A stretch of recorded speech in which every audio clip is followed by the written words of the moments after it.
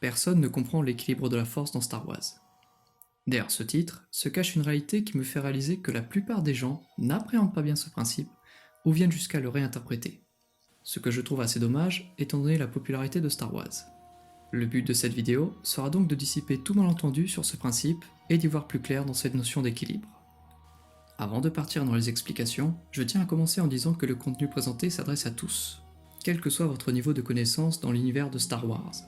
Je vous conseille au minimum d'avoir vu les 6 premiers films, qui permettent d'avoir une solide base de connaissances sur la saga.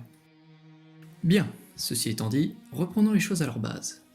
La saga Star Wars est marquée sous toutes ses formes par la dualité qu'il existe entre le bien et le mal, et dont les principaux représentants sont les Jedi et les Sith. Ces deux groupes ont pour socle commun l'utilisation d'un même pouvoir que vous connaissez tous, la Force. Ce champ d'énergie se manifeste partout, et il est généré par chaque être vivant, de la plus petite grenouille aux imposants rancors. La force est partout, et elle vit en symbiose avec les êtres vivants. Partant de ce principe, il est facile d'appréhender que la force s'épanouit par le biais du renouvellement d'une chose aussi éphémère que fragile, la vie. Sans la vie, la force affaiblit, et c'est au final la vie elle-même qui s'en trouve affaiblie. Si vous voulez une preuve simple, regardez ce qui arrive aux Jedi entraînés lorsqu'ils sentent que de nombreuses vies sont en train de disparaître.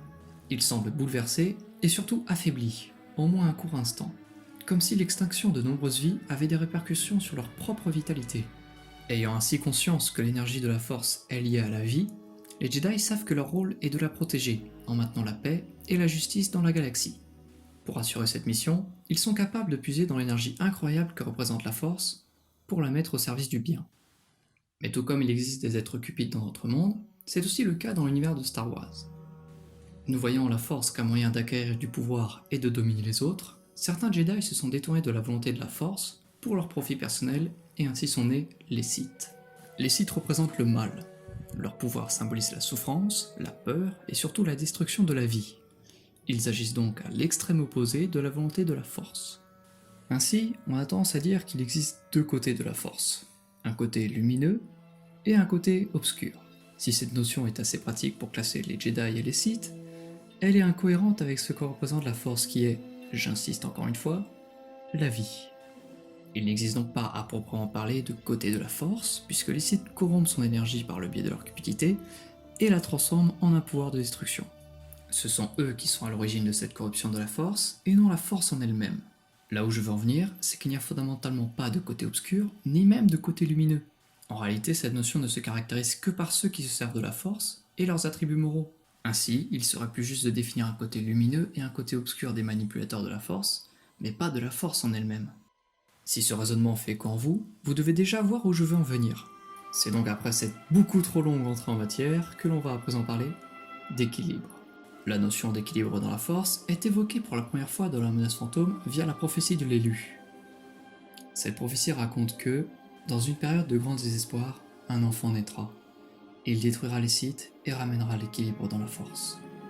Le postulat est simple sur une partie de la prophétie, l'élu détruira les Sith. Et si détruire les Sith a pour naturelle conséquence de ramener l'équilibre dans la force, ce n'est pas une évidence aux yeux de tous. Probablement par la définition générale que l'on se fait du terme d'équilibre, mais aussi par les événements qui se déroulent dans les films. On peut définir l'équilibre comme une juste proportion entre deux choses opposées et de l'état de stabilité ou d'harmonie qui en résulte. Cette définition, en plus d'être facilement trouvable sur Google, décrit parfaitement ce qu'est l'équilibre dans la force. C'est une harmonie. Et dès lors qu'il existe ne serait-ce qu'un seul Sith, cet équilibre est brisé et la vie s'en trouve menacée. Il suffit de voir la tournure des événements des films pour s'en rendre compte. Les Sith n'ont pas être que deux, ils sont parvenus à créer un conflit intergalactique avec la guerre des clones, causant au passage la mort d'un nombre incalculable de victimes.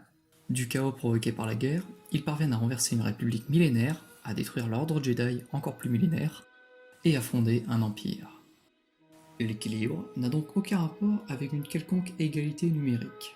Et la destruction dans l'ordre Jedi n'a rien, mais alors rien à voir avec l'accomplissement de la prophétie.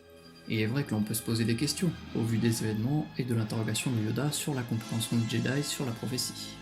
And bring balance to the Force. So the prophecy says. A prophecy that misread could have been. Mais le fait est que... ils avaient raison. Cependant, il s'imaginait sans doute qu'il le ferait lors de la guerre des clones et que cela mettrait fin au conflit. Ce qui a bien failli arriver au final. Au lieu de ça, Anakin s'est fait manipuler, il devient Dark Vador et détruit l'ordre Jedi. Ce n'est que 22 ans plus tard qu'il retourne vers la lumière afin de sauver son fils et accomplir la prophétie de l'élu. Sur ce, j'espère que cette explication vous aura aidé à y voir plus clair dans ce que représente la notion d'équilibre dans la Force. Si vous voulez aller plus loin, je vous conseille de regarder l'excellente vidéo The Foundation of Star Wars. Elle est un peu longue, mais c'est une pépite qui explique bien plus en détail les principes fondamentaux de Star Wars que la mienne. Je vous la mets en lien dans la description. Et si je vous ai encouragé à la regarder, je ne peux qu'en être fier. Merci d'avoir regardé cette vidéo jusqu'au bout, on se dit à une prochaine, et que la Force soit avec vous.